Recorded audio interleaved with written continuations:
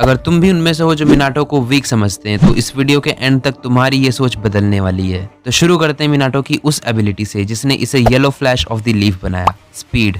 Flying राइजिन jutsu जिसको second होकागे तोबिरामा ने बनाया था, बट तोबिरामा खुद ही एक्सेप्ट करता है कि मिनाटो फ्लाइंग राइजिन में उससे भी कई ज्यादा स्किल्ड है। इस जुत्सु में मिनाटो के ये जो कुनाई नाइव्स होते हैं इन पे ये फॉर्मूला लिखा रहता था और जब मिनाटो किसी बैटल में होता था तो इन कुनाई नाइव्स को एनिमी लोकेशंस में मार्क कर देता था और उन लोकेशंस के बीच टेलीपोर्ट कर सकता था। इस टेक्निक से मिनाटो ने थर्ड ग्रेट निंजा वॉर में स्टोन विलेज के लगभग 1000 निंजास को खत्म कर दिया था। और मिनाटो का सबसे ज्यादा special move Rasen flash super round dance howl style 3, हाँ यही नाम है इसका। इसमें मिनाटो 6 कुनाई नाइव्स को अपने फ्लाइंग राइजिन फॉर्मूला से मार्क करता था और उनको अपने ओपोनेंट के चारों ओर एक सर्कल के पैटर्न में थ्रो कर देता था। उन कुनाई नाइव्स के बीच मिनाटो इतना फास्ट टेलीपोर्ट करता था कि उससे लिटरली लाइटनिंग जनरेट हो जाती थी और जो भी उसमें फंसता था उसका तो खेल खत्म। अपने आप को टेलीपोर्ट करने के अलावा मिनाटो दूसरे ऑब्जेक्ट्स को भी टेलीपोर्ट कर सकता था, क्योंकि जब नाइन टेल्स ने हिडन लीफ पर अटैक किया था तो फ्लाइंग राइजिन की मदद से मिनाटो ने kind of a barrier create किया था, जिससे उसने नाइन टेल्स का जो बीस्ट बॉम्ब था ना उसको किसी दूसरी लोकेशन पे टेलीपोर्ट कर दिया था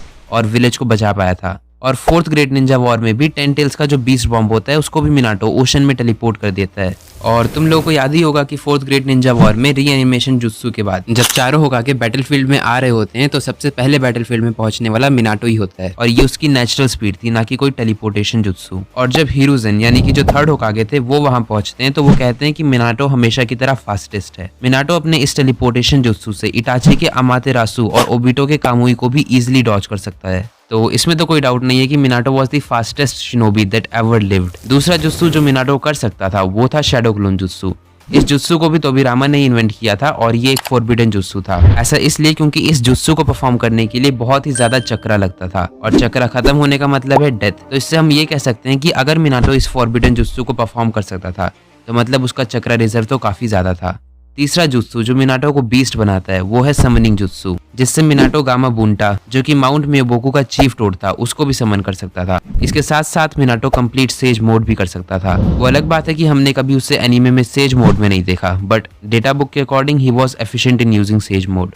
और मिनाटो की जुत्सुस की बात कर रहे हो तो ऐसा तो हो ही नहीं सकता कि रासेंगान की बात ना करे, क्योंकि ये जुत्सु तो उसने खुद ही इन्वेंट किया था और ये जुत्सु सेकंड हार्डेस्ट जुत्सु था। और मिनाटो ने रासेंगान में अपना चक्रा नेचर भी ऐड करने की कोशिश की थी, बट अनफॉर्चुनेटली मिनाटो की डेथ काफी कम एज में हो जाती है और वो ऐसा नहीं कर पाता। बट इन सब जुत्सु के अलावा एक ऐसा जुत्सु है जिसे पूरी एनीमे सीरीज में मिनाटो से बेटर कोई भी नहीं कर सकता और वो था सीलिंग जुत्सु। तुम लोगों को याद होगा कि कुरामा को हराने के बाद मिनाटो ने कुरामा का आधा चक्रा अपने अंदर और आधा चक्रा नारुतो के अंदर सील कर दिया था। जो यिन हाफ था उसको तो मिनाटो ने नारुतो में सील किया था 8 ट्राइग्राम सीलिंग की मदद से, बट जो यांग हाफ था उसको मिनाटो ने अपने अंदर सील किया था रीपर डेथ सील का यूज करके, जिसकी वजह से मिनाटो की डेथ भी हो जाती है। क्योंकि रीपर डेथ सील एक ऐसी सीलिंग जुत्सु है जिसे कास्ट करने के बाद जो यूजर होता है उसकी डेथ हो जाती है, जैसा कि थर्ड होकागे के साथ भी हुआ था ओरोचिमारू से लड़ते टाइम। कुरामा को नारुतो में सील करने के साथ साथ मिनाटो ने अपनी और कुशिना की कॉन्शियसनेस को भी नारुतो में सील कर दिया था और उसने कुरामा को इस तरह से नारुतो में सील किया था कि सील धीरे धीरे वीक हो जाएगी और कुरामा का जो चक्रा है वो धीरे धीरे लीक होगा, जिससे नारुतो कुरामा के चक्रा को मास्टर कर पाए। मतलब देखो यार मिनाटो कितना ज्यादा स्किल था सीलिंग जुत्सु में। इसके अलावा मिनाटो ने कॉन्ट्रैक्ट सील का भी यूज किया था ओबिटो पर, जब ओबिटो ने नाइन टेल्स को रिलीज करके हिडन लीफ पर अटैक करने की कोशिश की थी।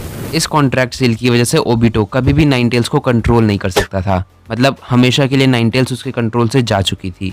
इस वीडियो में मैंने सिर्फ मिनाटो की बेस फॉर्म की बात की है, बट अगर मैं उसकी केसीएम फॉर्म मतलब कुरामा चक्रा मोड वाली फॉर्म की बात करूं तो वो और भी ज्यादा स्ट्रॉन्ग है। Minato is definitely an underrated Naruto character and he deserves more recognition. Video अच्छी लगी हो तो लाइक कर देना और चैनल को सब्सक्राइब भी कर देना ऐसे ही एनिमे कंटेंट के लिए।